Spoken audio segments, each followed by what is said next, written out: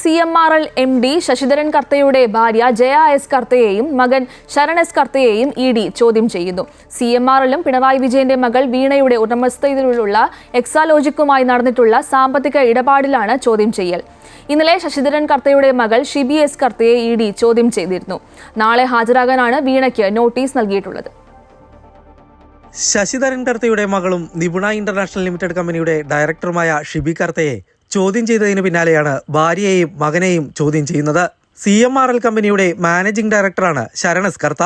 CMRL, empower, Capital Investment India Private limited എന്നീ സ്ഥാപനങ്ങളുടെ ഡയറക്ടറാണ് ജയ എസ് കർത്ത. PMLA ആക്ട് 50 പ്രകാരമാണ് ഇരുവരെയും ചോദ്യം ചെയ്യാൻ വിളിപ്പിച്ചത്.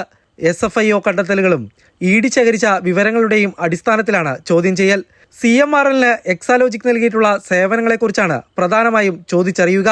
പ്രതിപക്ഷ നേതാവിന്റെ മകളും എക്സാലോജിക് കമ്പനി ഉടമയുമായ ടി വീണയ്ക്ക് Empower Capital Investment India Private Limited എന്ന സ്ഥാപനം 2 തവണയായി 50 ലക്ഷം രൂപ വായ്പ നൽകിയിരുന്നു.